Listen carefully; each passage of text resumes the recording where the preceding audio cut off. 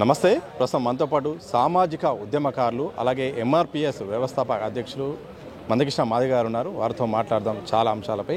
పద్మశ్రీ మీకు ఇచ్చిన ఒక గొప్ప గుర్తింపు. పద్మశ్రీ తర్వాత మందకృష్ణ మాదిగ గారి అడుగులు ఎటువైపు ఉంటున్నాయి? ఎలాంటి అడుగులు లక్ష్యాలతో ముందు అడుగు వేస్తున్నారు?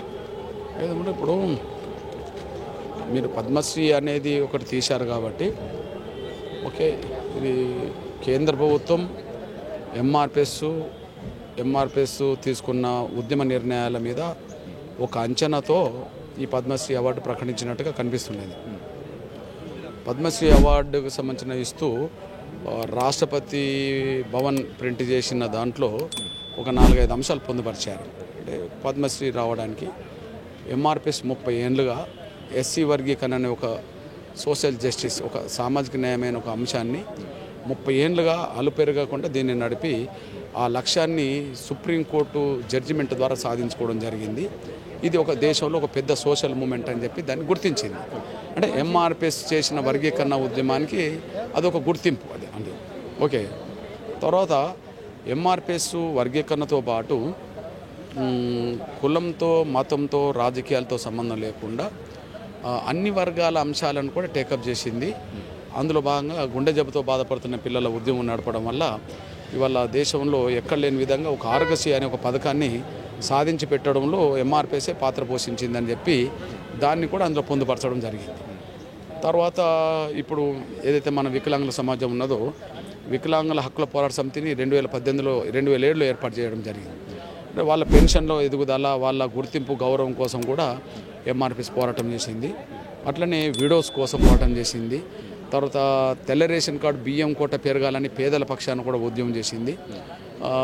ఓల్డేజ్ పెన్షన్ల కోసం ఉద్యమం చేసిందని చెప్పి, అంటే పద్మశ్రీ ఎందుకు వచ్చిందని నేపథ్యం వచ్చేటప్పటికీ 30 ఏళ్ళ వర్గీకరణ పోరాటంతో పాటు సొసైటీ కోసం ఎన్నో పోరాటాలు చేసి ఆ ఉద్యమ ఫలాలు సమాజంలో అన్ని వర్గాలకు అందించింది. అక్కడ కులం చూడలే, మతం చూడలే, రాజకీయాలు చూడలే, పేదలందరి కోసం పోరాటం చేసిందనే ఒక దానికి గుర్తింపించినట్టుగా వాళ్ళ పత్రంలో పొందుపరచడం జరిగింది. అందువల్ల కేంద్రం ఈ విషయాన్ని గుర్తించినట్టుగా మేము భావిస్తున్నాం. ఆ విషయాన్ని గుర్తించడంలో గౌరవ పెద్దలు ప్రధానమంత్రి నరేంద్ర మోడీ గారి నిర్ణయం దీనికి మన ఈ పద్మశ్రీ రావడానికి దారితీసింది. మీ లక్ష్యం అలాగే ఎలా ఉండబోతుంది? అలాగే ఎలాంటి కార్యాచరణతో నెక్స్ట్ మీరు వెళ్ళబోతున్నారు? ఖచ్చితంగా ఇప్పుడు 30 ఏళ్ళ పోరాటంలో ఇప్పుడు జూలై 7 వస్తే ఇంకొక 10 రోజుల్లో, ఇంకొక వారం రోజుల్లో 31 సంవత్సరం ఎంఆర్పిఎస్ ఏర్పడి, అంటే ఎక్కడో 94లో ఒక వర్గీకరణ ఒక లక్ష్యం కోసం ఒక 10-15 మందితో 94లో ఒక కుగ్రామంలో మొదలైన మూమెంట్ ఇది వాళ్ళ దేశంలో ఒక పెద్ద సోషల్ మూమెంట్గా కొనసాగుతున్నది. ఓకే. అదే సమయంలో ఏ రాజకీయ పార్టీ, ఏ ప్రజా సంఘం, ఏ కుల సంఘం తీసుకోనన్ని సమస్యల మీద ఎంఆర్పిఎస్ పోరాటం చేసింది, ఫలితాలు సాధించి పెట్టింది. ఇప్పుడు నాకు తెలిసి దేశంలో ఏ రాష్ట్రంలో జరగనన్ని ఉద్యమాలు, వివిధ అంశాల మీద జరిగిన ఉద్యమాలు ఒక తెలుగు నేల మీదనే జరిగినాయి. దానికి ఎంఆర్పిఎస్ఏ నిలబెట్టుకుంటూ ముందుకు సాధించింది. అంటే ఇంత ఉద్యమం రావడానికి, ఇంత ఎదగడానికి కారణం సొసైటీ, సమాజంలో ఉండబడే అన్ని వర్గాల మద్దతు, అండదండలు ఎంఆర్పిఎస్కి ఉండడం వల్ల ఈ ఉద్యమాన్ని నడుపుతూ వచ్చేసాం. కాబట్టి ఎంఆర్పిఎస్ ఎదుగుదలకు సొసైటీ కారణమైనప్పుడు తిరిగి ఎంఆర్పిఎస్ శక్తి సొసైటీకి ఎట్లా ఉపయోగపడాలి అనే విషయంలో మేము అందరితో చర్చిస్తాం. ఒకటి, దళిత సమాజంలో డక్కల్ సమాజం అత్యంత చిన్నచూపు గురైన సమాజం. ఓకే, అది జనసంఖ్య పరంగా లేకపోయినా కులపరంగా చూస్తే డక్కల్ సమాజం చాలా కిందిది. ఈ సమాజంలో అత్యున్నత గౌరవం పొందుతున్న కులంగా బ్రాహ్మణ్స్ ఉంటారు. అంటే బ్రాహ్మణ వర్గంలో ఉండబడే సమస్యల నుంచి మొదలుకుంటే కింది డక్కల్ సమాజంలో ఉన్న సమస్యల వరకు ఏ కులం ఏ సమస్యలు ఎదుర్కొంటుంది, వాళ్ళు ఏ ఆకాంక్ష కలిగి ఉన్నారు, వాళ్ళకి ఏం కావాలని కోరుకుంటున్నారు ప్రభుత్వాల ద్వారా అనే విషయాన్ని అందరితో చర్చిస్తా. అదే సమయంలో ఎంఆర్పిఎస్ ఉద్యమానికి అన్ని వర్గాల నుంచి, అన్ని వర్గాల మేధావుల నుంచి అండదండలు అందించింది. కాబట్టి అన్ని వర్గాల మేధావులతో సలహా తీసుకుంటాం, వాళ్ళ కృతజ్ఞత చెప్తాం, వాళ్ళ సలహా తీసుకుంటాం. అట్లనే ఈ తెలుగు నేల మీద ఉండబడే అన్ని కుల సంఘాలతో సంప్రదింపులు చేస్తాం. ఎందుకంటే వాళ్ళు ఇచ్చిన సహకారంతో ఎంఆర్పిఎస్ ఎదిగింది. తిరిగి వాళ్ళకి మళ్ళీ ఎంఆర్పిఎస్ వాళ్ళకి సాయం, అండదండలు అందించాలి.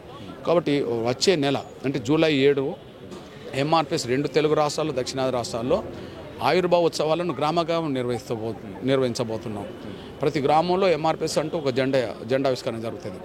ఎంఆర్పిఎస్ 31 వార్షికోత్సవ సభలు కూడా గ్రామ సభలు కూడా జరుగుతుంది. ఆ గ్రామ సభలకు అక్కడ ఉన్న గ్రామ సర్పంచులు లేదా కొన్ని చోట్ల కార్పొరేటర్స్, కొన్ని చోట్ల కౌన్సిలర్లు వీళ్ళందరూ ఆ వేదిక మీద ముఖ్య అతిథులకు వస్తారు. అట్లనే వార్డు మెంబర్లు, పంచాయతీ మెంబర్లు వీళ్ళందరూ కూడా పిలుస్తాం. అట్లనే ప్రతి గ్రామంలో కుల సంఘాలు ఉంటాయి. కుల సంఘాల అధ్యక్షులను కూడా వేదిక మీదకి పిలుస్తాం. ముందు మేము అందరికి కృతజ్ఞత చెప్పడం మొదటి కర్తవ్యం ఆ రోజు. 2, ఈ సమాజం కోసం మళ్ళీ ఎలాంటి పాత్ర పోషించాలి ఎంఆర్పిఎస్ అని చెప్పి అందరి సలహాలు అక్కడ కోరుతాం. గ్రామ స్థాయి నుంచి మొదలుకుంటే రాష్ట్ర స్థాయి వరకు మేధావుల అభిప్రాయాన్ని, కుల సంఘాల అభిప్రాయాన్ని, ప్రజా సంఘాల అభిప్రాయాన్ని తీసుకొని ఈ సమాజానికి ఎట్లా ఉపయోగపడాలనే అంశంలో భవిష్యత్ కార్యాచరణ తీసుకుంటాం. ఈలోపు నా వికలాంగుల సమాజం అంశాలని ప్రధాన ఎజెండా చేసి కష్టపడతాం. అయితే మీరు వర్గీకరణ గురించి సుదీర్ఘమైన పోరాటం చేశారు. ఇక ఒక 2 అంశాలు ప్రధానంగా దేశవ్యాప్తంగా రాష్ట్రాల్లో చర్చ జరుగుతుంది. ఒకటి బీసీలకు రిజర్వేషన్లు, మరొకటి మహిళలకు రిజర్వేషన్లు. 33% కోసం కూడా కేంద్రం ముందడుగు వేయబోతుంది. ఇలాంటి సందర్భంలో ఈ అంశాల పట్ల మీరైనా లక్ష్యంగా దృష్టి పెట్టబోతున్నారా? ఖచ్చితంగా నేను చాలా సందర్భాల్లో నేను చెప్తున్నాను. ఒకవైపు ఎంఆర్పిఎస్ 30 ఏళ్ళుగా చేసింది, మాదిగల కోసమే ఎంఆర్పిఎస్ ఉద్యమంగా సమాజం అనుకున్నది. కానీ మాదిగలతో పాటు సమాజంలో భిన్న సమస్యల మీద కూడా మేము పోరాటం చేయడం వల్ల ఆ గుర్తింపు గౌరవం కూడా సొసైటీలో ఉన్నది. ఇప్పుడు నెక్స్ట్లో ఖచ్చితంగా ఇప్పుడు ఎస్సీ ఎస్టీలకు చట్టసభలో రిజర్వేషన్లు ఎట్లయితే ఉన్నాయో, ఇవాళ మహిళలు కూడా చట్టసభలో రిజర్వేషన్లు ఎట్లయితే పార్లమెంట్ ఆమోదం పొందిందో, నాకు తెలిసి జనాభా ఉండి రాజకీయ ప్రాతినిధ్యం న్యాయబద్ధంగా పొందని వర్గం బీసీ వర్గం జనాభా ఉన్నది. దాదాపు ఎక్కడ ఎంత తక్కువ వేసుకున్నా 50% అయితే ఉంటుంది కదా.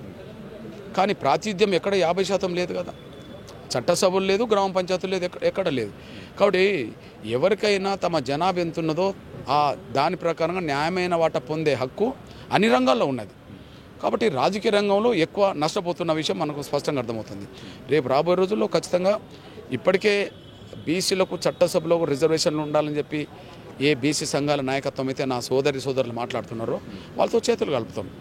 ఓకే, వాళ్ళకు అండగా నిలబడతాం. ఓకే, దాన్ని ముందుకు నడిపించడానికి సర్వశక్తులు ఓడుతాం. ఖచ్చితంగా బీసీలకు చట్టసభలో రిజర్వేషన్లు సాధించే పోరాటంలో ఎంఆర్పిఎస్ గణనీయమైన పాత్ర పోషిస్తుందని నేను చెప్తున్నాను. చట్టసభలు అనేది చాలా కీలకం. చట్టసభల్లో చాలా అంశాలు కూడా అక్కడ ప్రస్తావిస్తే కేంద్రం చెప్పే అవకాశం. చట్టసభల వరకు ఇలాంటి సందర్భంలో చట్టసభల్లో చాలా అంశాలు కూడా కేంద్ర దృష్టికి తీసుకుపోయే అవకాశం ఉంటుంది. మీరు చేసిన పోరాటం చాలా అంశాలు కూడా ఉంటాయి. ఒకవేళ కేంద్రం నుండి మీరు రాజ్యసభకు ఆఫర్ చేస్తే ఆ అవకాశాన్ని తీసుకునే అవకాశం ఉందా? నేను ఇప్పుడు దాని గురించి ఏం పరిశీలించట్లేదు. నేను బయట ఉద్యమాలు చేసినా, ఒకవేళ చట్టసభలకు వెళ్ళే సందర్భం వచ్చిన స్వతంత్ర భూమిక పోషించేంత స్వతంత్రత ఉన్నప్పుడే ఏ పాత్ర అయినా పోషించడానికి అవకాశం ఉంటుంది. నేను వ్యక్తిగా ఒక ఉద్యమం నడుపుతున్న వ్యక్తిగా, లేదా సమాజం కోసం రేపు ఎన్నో చేయాలనుకుంటున్న వ్యక్తిగా, మేము స్వతంత్రంగా లేకపోతే చట్టసభలు మేము గొంతిప్పలేము కదా. బయట ఏదైతే మేము మాట్లాడుతున్నామో సమాజం కోసం అదే అక్కడ ప్రతిబింబించే విధంగా అక్కడ అసెంబ్లీలో కానీ పార్లమెంట్లో కానీ మాట్లాడాలి. ఎప్పుడు మాట్లాడతాం? స్వేచ్ఛ ఉన్నప్పుడు, స్వతంత్రం ఉన్నప్పుడు మాట్లాడతాం. మేము స్వతంత్రత కోల్పోయి, స్వేచ్ఛను కోల్పోయి మేము ఎక్కడికి వెళ్ళినా ఫలితం సమాజానికి అందదు కదా. వెళ్ళినోళ్ళకు కుటుంబాలు బాగుపడతాయేమో. ఏది స్వతంత్రత కోల్పోయి, స్వేచ్ఛను కోల్పోయి చట్టసభలకు వెళ్ళినా ఎక్కడికి వెళ్ళినా వాళ్ళ కుటుంబాలు బాగుపడతాయేమో. సమాజానికి ఏం మేలు జరుగుతుంది? సమాజానికి మేలు చేయని స్వతంత్రత కోల్పోయే దాంట్లో నేను ఎందుకు పోవాలా? కాబట్టి బయట ఉద్యమాలు చేసినా, చట్టసభలకు వెళ్ళే సమయం వచ్చినా స్వతంత్రంగా చట్టసభలకు వెళ్ళడానికి మార్గం ఏందో అది చూస్తామేమో, కానీ స్వతంత్రత కోల్పోయి ఎక్కడికి వెళ్ళాల్సిన అవసరం నాకు లేదు. చివరి చెప్పండి, మీ వర్గీకరణపై సుదీర్ఘమైన పోరాటం, చాలామంది కూడా మీపై విమర్శలు, ఈయనకు ఈ రాని వర్గీకరణ కోసం ఎందుకు ఫైట్ చేస్తుండే, ఇది వచ్చేదిగా చచ్చేది కానీ కూడా చాలామంది మీపై అవాక్కులు చవాక్కులు. అలాంటి సందర్భంలో సుప్రీంకోర్టు అనుకూలంగా తీర్పు ఇవ్వడం, ఇలాంటి సందర్భంలో ఇటు తెలుగు రాష్ట్రాల్లో కూడా ఈ ముందడుగు పోవడం పట్ల, అలాగే మీ పేరు ప్రస్తావనకు రావడం, ఇదంతా చూస్తుంటే ఏమనిపించింది? ఒకటి ఏంటంటే, ఇప్పుడు ఈ ఎంఆర్పిఎస్ లేవనెత్తిన ఏ అంశం కూడా పరిష్కారం కాకుండా లేదు. ఇప్పుడు ఉదాహరణకు ఎంఆర్పిఎస్ వర్గీకరణ ఉద్యమం చిన్నగా మొదలైనప్పుడు ఇది వచ్చేదా సచ్చేదా అన్నట్టుగానే మాట్లాడిన వాళ్ళు చాలామంది ఉన్నారు. కానీ ఈ దేశంలో అత్యంత పెద్ద ఉద్యమంగా దీన్ని తీర్చిదిద్దడం జరిగింది. వర్గీకరణ అంశం మీద భిన్నాభిప్రాయాలు ఎవరికి లేని విధంగా శాసనసభలో ఎప్పుడు చర్చ జరిగినా ఏకగ్రీవ తీర్మానాలు జరిగినాయి. ఏ కమిషన్ వేసినా వర్గీకరణ కోరుకున్నది. ఓకే, రాష్ట్రపతులు వర్గీకరణ సమర్థించారు. ఇప్పుడు వర్గీకరణ ఆనాడు రాష్ట్రపతి కేఆర్ నారాయణ సమర్థించాడు, దళితుడు. మరి ఇవాళ పద్మశ్రీ ఇవ్వడంలో ఎంఆర్పిఎస్ ఉద్యమం నేపథ్యం ఉన్నదని చెప్పి ఇప్పుడు రాష్ట్రపతి నాకు అవార్డు ఇచ్చేసింది.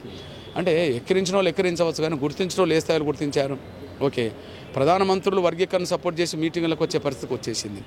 సుప్రీంకోర్టు అత్యున్నత న్యాయ వ్యవస్థ చీఫ్ జస్టిస్ లాంటి జడ్జీలు, ఆయన నాయకత్వంలో జడ్జీలే వర్గీకరణ న్యాయమని చెప్పాల్సి వచ్చింది. కాబట్టి ఒక న్యాయమైన ఉద్యమానికి ముందే ఆమోదం దక్కకపోయినా న్యాయమైనప్పుడు ఎవరైనా ఆమోదించక తప్పదు. ఈ 30 ఏళ్ళ చరిత్ర కనిపించింది. అట్లనే గుండె జబ్బుతో బాధపడుతున్న పిల్లల ఉద్యమం నడిపినప్పుడు అరే గీ ఉద్యమం ఏంది అని అన్నారు. కానీ ఆ ఉద్యమం ఫలమే అందరూ ఆరోగ్యశ్రీ పథకం, పేద వర్గాలకు కార్పొరేట్ వైద్యం అందించే కాడికి తీసుకొచ్చాం. ఇప్పుడు వికలాంగుల పెన్షన్ 2007లో మేము ఉద్యమం మొదలుపెట్టినప్పుడు 200 పెన్షన్ ఉండే. అప్పుడు 1500 డిమాండ్తో ఉద్యమం మొదలుపెట్టేశాం. 200 రూపాయలు 1500 ఎట్లా అవుతాయని చెప్పి చాలామంది అన్నోళ్ళు. 1500 కాదు, 3000 కాదు, ఇప్పుడు 4000 ఇక్కడ అమలు జరుగుతున్నాయి, 6000 అక్కడ అమలు జరుగుతున్నాయి. తీవ్రమైన వికలాంగులకు 15,000 రూపాయలు కూడా అమలు జరుగుతున్నాయి. 200 రూపాయలు పెన్షన్ ఉన్నప్పుడు మేము 1500 డిమాండ్తో ఉద్యమం మొదలుపెట్టాం. ఇప్పుడు ఆంధ్రప్రదేశ్లో వికలాంగులకు 15,000 రూపాయలు పెన్షన్కి వచ్చేసింది.